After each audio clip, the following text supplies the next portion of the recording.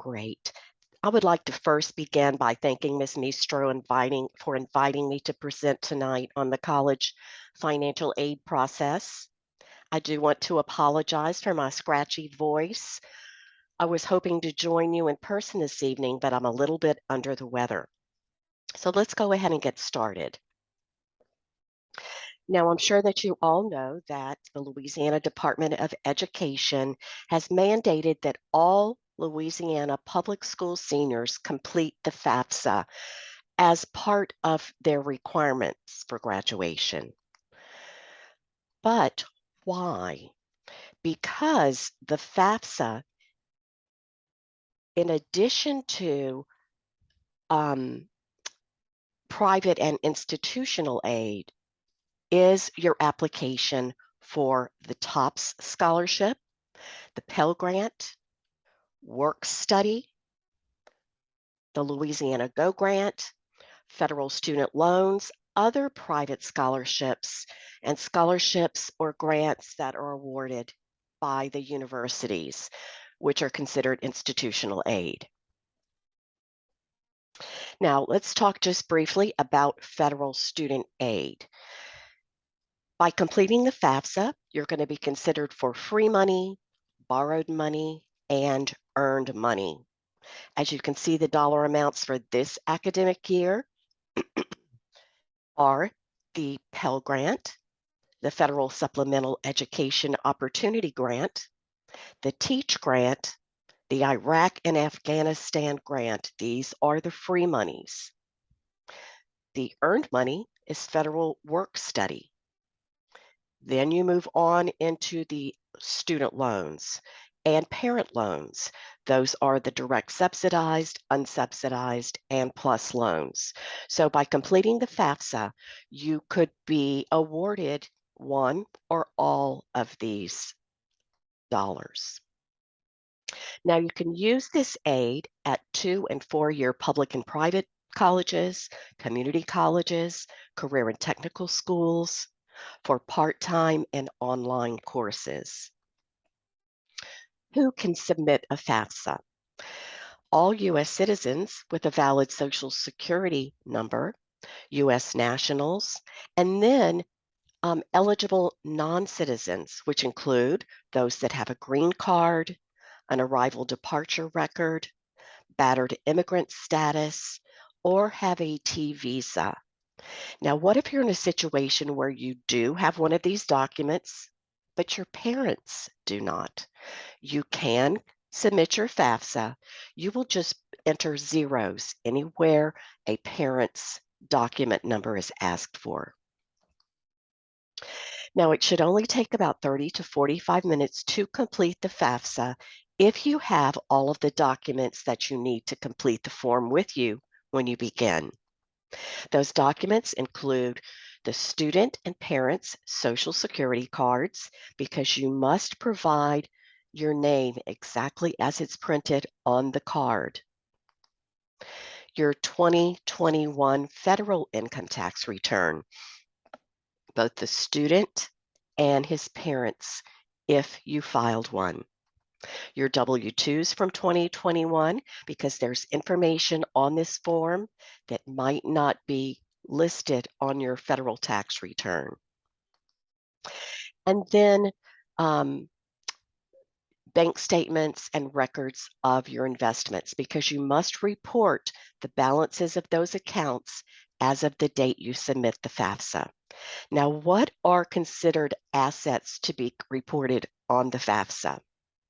You must report the value of any rental property that you own, any trust funds, money market mutual funds or CDs, stocks, options, and bonds, 529 college savings plans, and UTMA, UGMA accounts.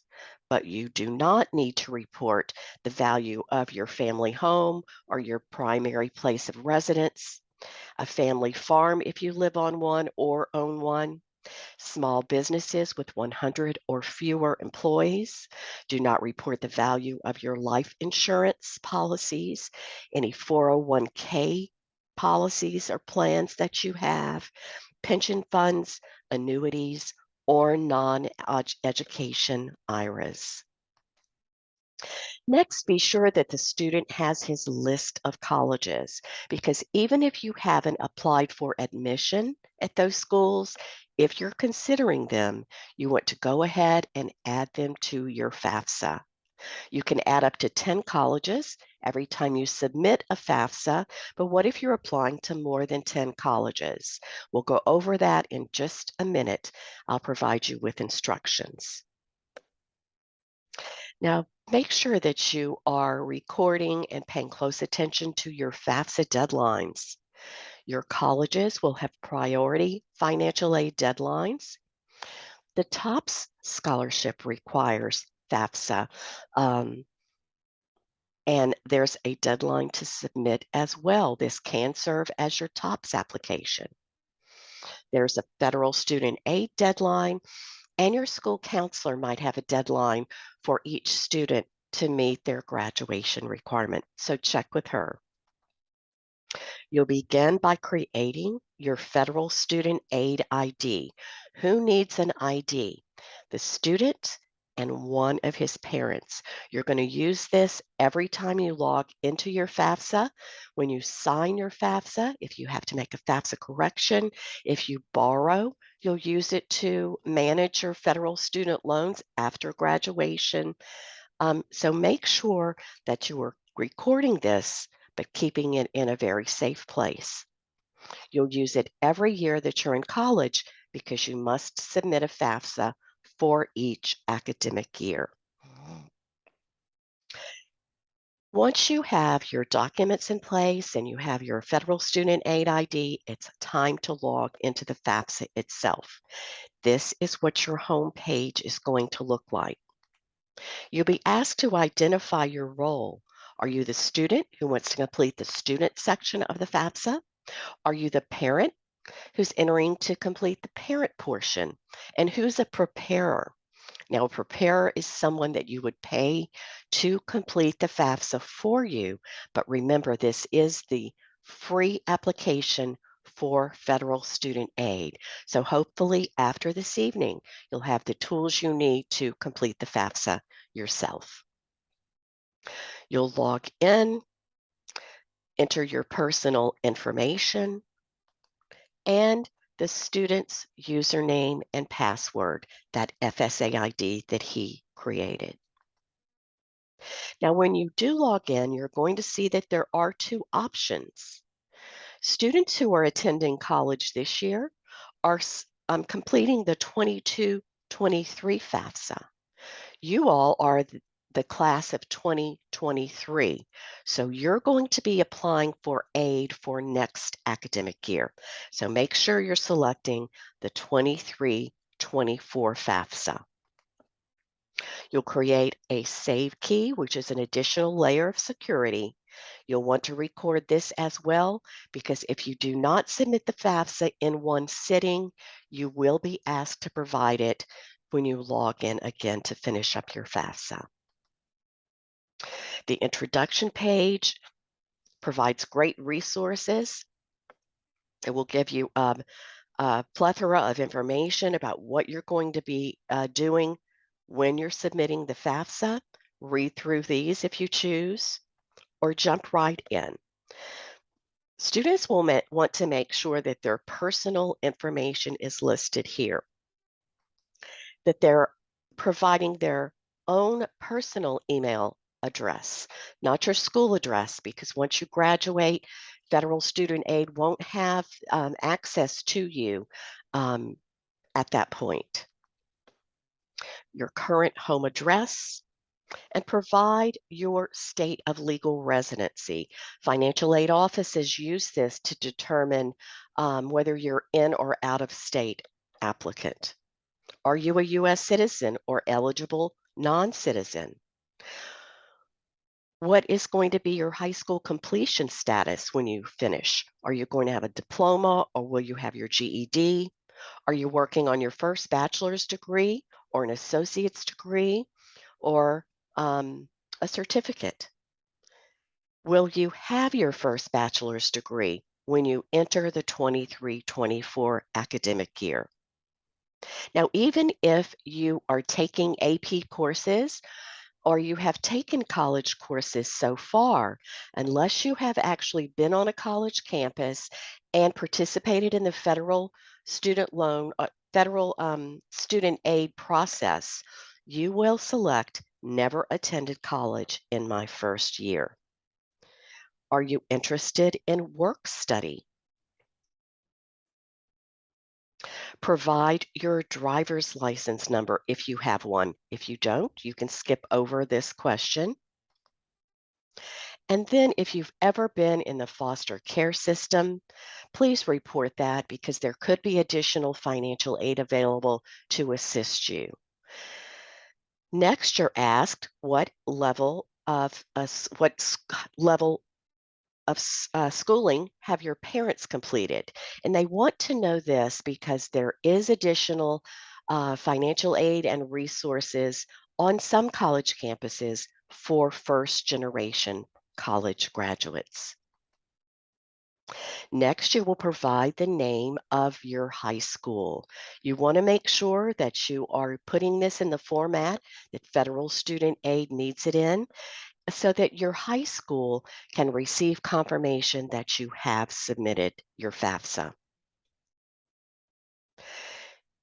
You'll then begin entering the colleges that you're considering. Now, as I mentioned, you can add up to 10, and even if you haven't completed your application for admissions on those campuses, go ahead and add them to your FAFSA data. The colleges will hold on to your FAFSA results until you've been accepted, and then they will be able to work on a financial aid offer for you. Remember that this money is awarded on a first come, first served basis. So we want to make sure that you're getting your FAFSA data to those colleges as soon as possible. These FAFSAs are date stamped and they will know that you have applied early. Now, what if you're going to apply to more than 10 colleges? There are instructions on this page to do so. But basically, you're going to add the first 10, complete and submit the FAFSA. Once it's fully processed, go back and remove those schools and add an additional number of schools. You'll be asked to provide your housing plans on each of the campuses, and that's so the financial aid office can determine your cost of attendance at their college. Next, the student will be asked a series of dependency status questions to determine whether you are dependent upon your parents or independent of them.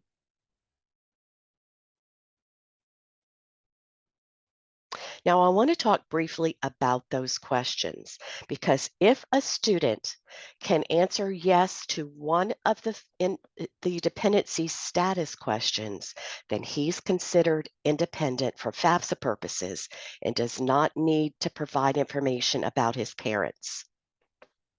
All others must provide info about your parents. What are those questions? Will you be 24 or older by January 1st of 2023? Are you married or separated but not divorced? And remember, these questions are being posed at the student. Are you working toward a master's or doctorate degree? Do you have children who receive more than half of their support from you, the student? Are you currently serving on active duty in the U.S. Armed Forces? And for those of you who are moving on to the military, that is considered training. So you would not be able to answer yes to this question during this academic year. Are you a veteran of the U.S. Armed Forces? Are both of your parents deceased? Are you an emancipated minor? Or are you in legal guardianship as determined by the state of Louisiana? Now, you're going to see some legal and financial aid terms within the form that you may not have heard of before, but there's a question mark beside every question on the FAFSA if you want a better explanation and description of what they would like you to report. I would also like to point out, because this is a commonly asked question, that legal custody is not always considered legal guardianship. So just make sure that you have your documents with you when you begin the form. And then the last question to consider is, are you an unaccompanied youth who is homeless or at risk of being homeless? And if you find yourself in this situation, please talk to your counselor. Now, if you can answer yes to just one of these dependency status questions, then you are going to be considered an independent student for FAFSA purposes and skip over the parent section of the FAFSA. Everyone else must provide information about their parents. But what if you do not live with your legal parents? What if you cannot answer one of these questions, but you do not live in the household with your legal parents?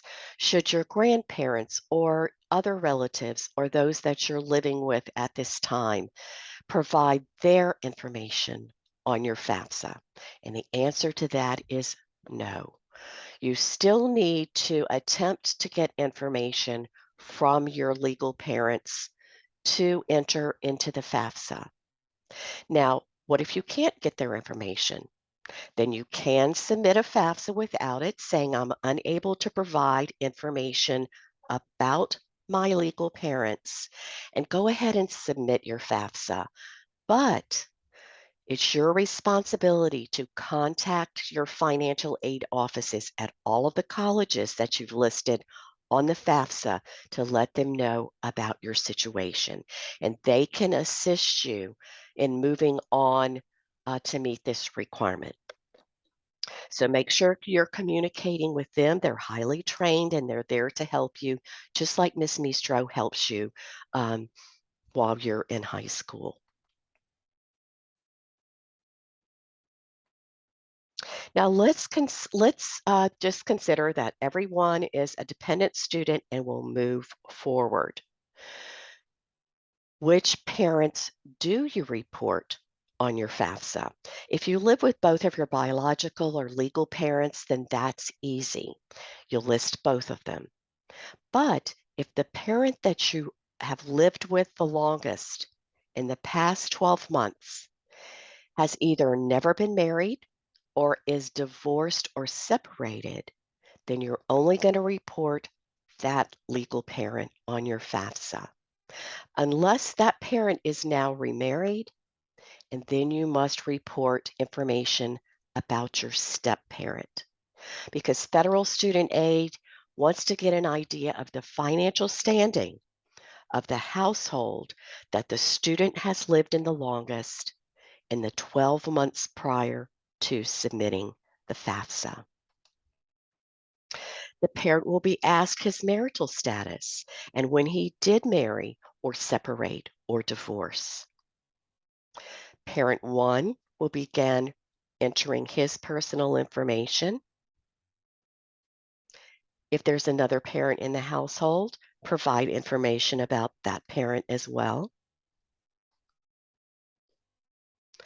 Provide the, of course, state of legal residence of the parents, and then any dependents living in the parent's household.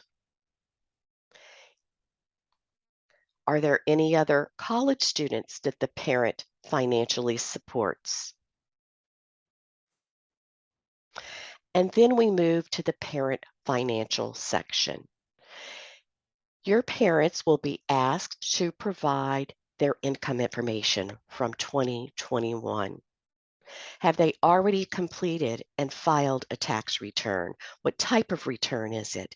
What is the filing status of that return? So this is where it's important to have your tax document with you. We encourage you to attempt to use the IRS data retrieval tool. It's a lot simpler, it's easier, and it's going to reduce the student's chances of being selected for verification on their college campus. The parent will be asked if he wants to proceed from the FAFSA over to the Internal Revenue Services website and will be asked which parent created a federal student aid ID, at which time you will provide that ID and authorize FAFSA to grab your information and enter the IRS system.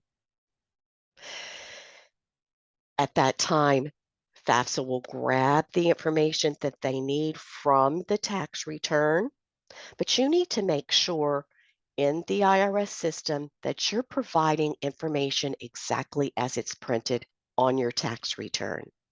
So whether you've moved since you filed that return or the tax preparer made an error on your address, you must provide the information exactly as it's reported on the return.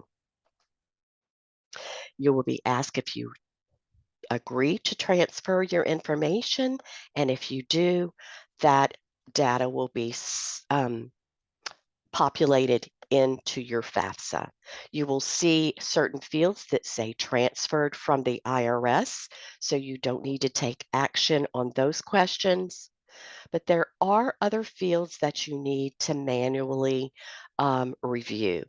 And one of those sections is the parent income from work.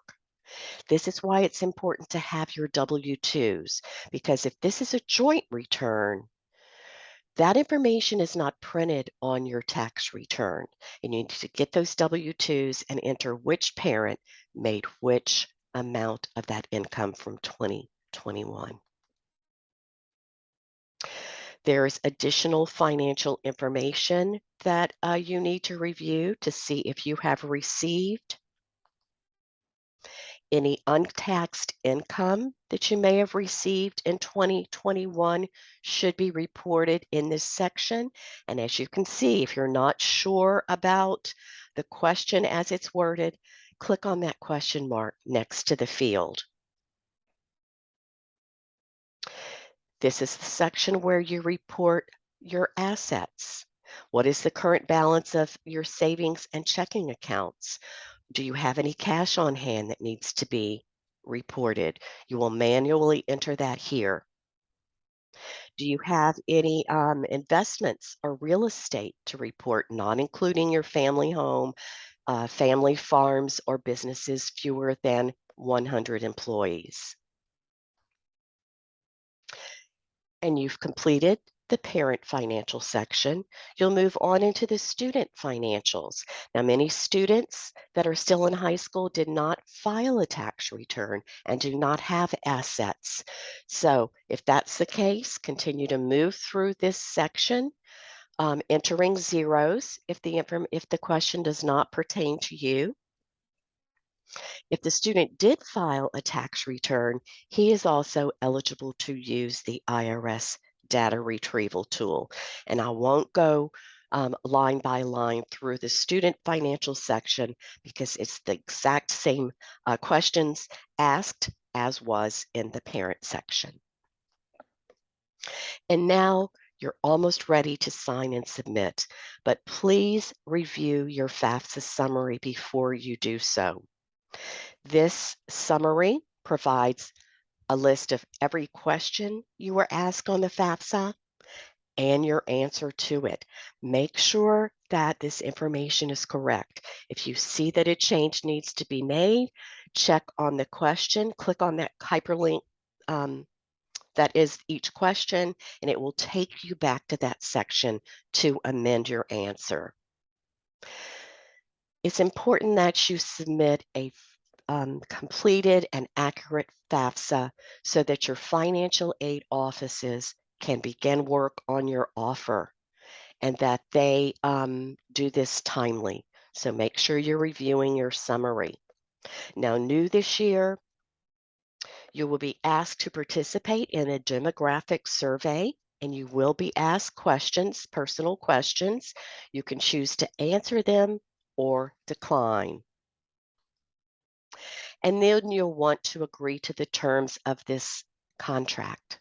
This is a federal form, and you are agreeing that the information you're providing is accurate to the best of your knowledge.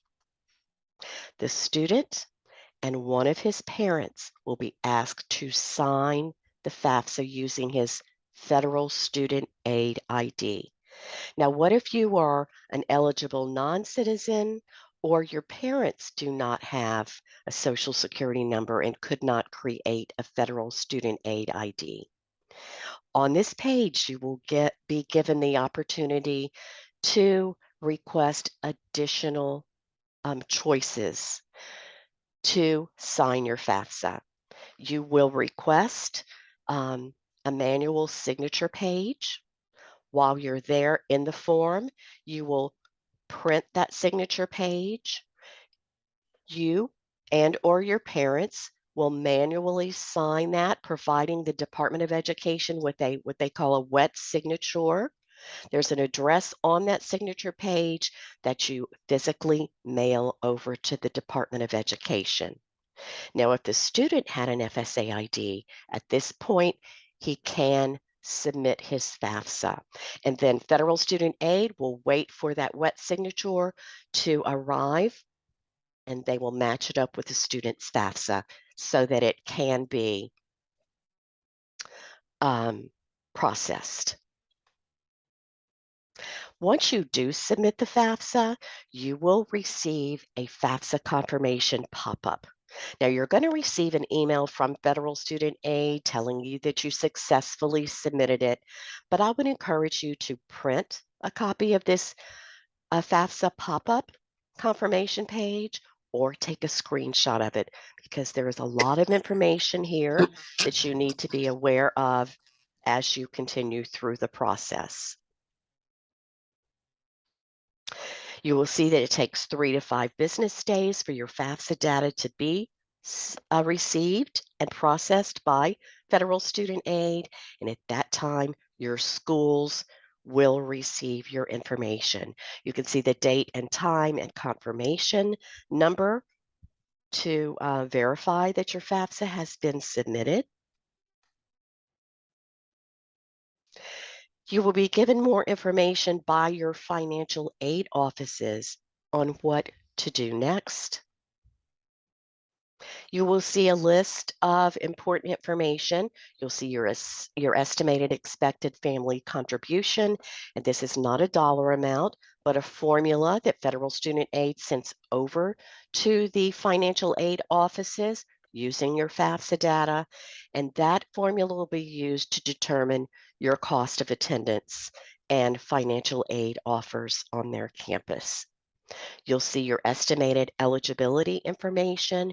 You could see an estimated Pell Grant award um, or a student loan offer. But be aware that federal student aid does not award your aid. They will send over your data to each college, and each college financial aid office will work independently to provide an offer for you. You can see all of the colleges that you submitted your FAFSA to in case you need to go back and add another college later. So, the financial aid office has received your FAFSA data. You have completed your applications for admissions. You've been accepted. The financial aid office then determines what your cost of attendance is. They start to look for any grants and scholarship dollars that they can offer you to go to their school so that they can determine and provide you with the amount of your net price. And that is the amount that you are responsible for paying for that academic year.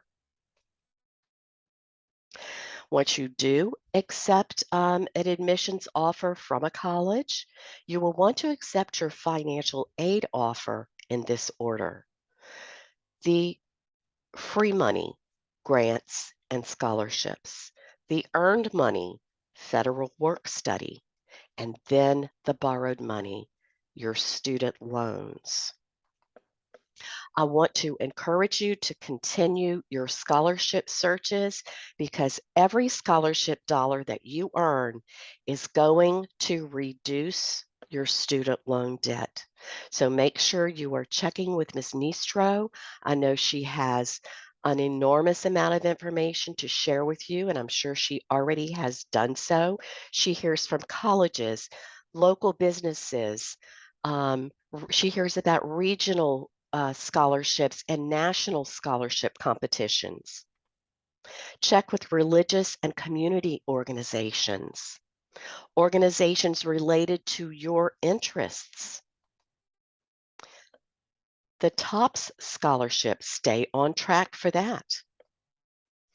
And check with your college and career schools admissions and financial aid offices to find out what dollars that they know about and have seen come across their desks on their campuses. Check with nonprofit organizations like Leela, local businesses, and private companies. Now, if you find that you have depleted all your opportunities for um, aid to pay for that net price that you owe to the college for that academic year, Leela does administer a nonprofit education loan program, and this should be used as a last resort to pay for your college expenses for the year. You can find out more about that at leelachoice.org. We have again published our FAFSA completion guide and workbook for the class of 2023, our parents guide for planning and paying for college, and our senior checklist, which gives you a month by month idea of what needs to be completed to be ready for college in the fall. Now, these are free resources. I'm happy to send them over to you if you'll contact me after the presentation. Leela is offering 2 scholarship opportunities this year, a $1,000 FAFSA completion scholarship for Louisiana students that complete the FAFSA, and a Choose Louisiana scholarship worth $1,000 for those of you who plan to stay in Louisiana and attend a college here. You can find the details and the application at leela.org or contact me directly, and I'm happy to send you those links. If you would like to schedule a FAFSA completion session with me, I'm happy to get that on my calendar. If you want to pull out your mobile phones and go use this QR code to go directly to the scheduling system, please do so tonight.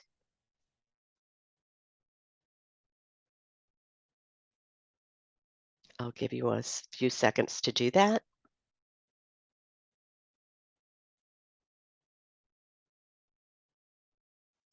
And if you want to get started on your own working on your FAFSA, but you have a question, always feel free to call our FAFSA helpline.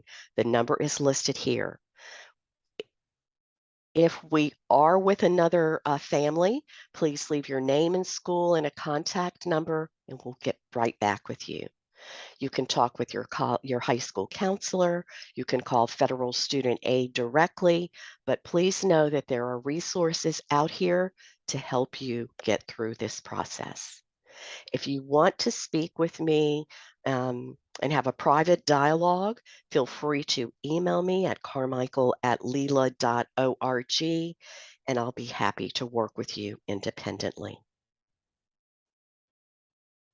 Does anybody have specific questions about the FAFSA or the financial aid process?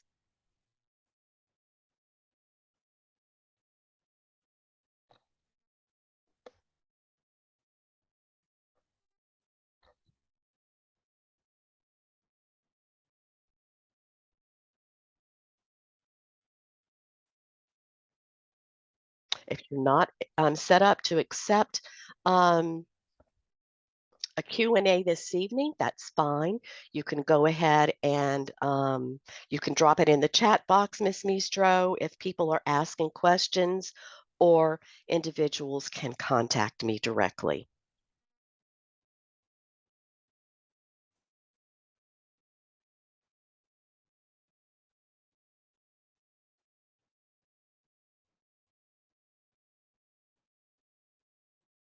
Very good. Miss Mistro will answer everyone's questions. So at this time, if we are finished with the session, I'm going to say good night, and I hope you all have a great senior year. Thanks again for having me.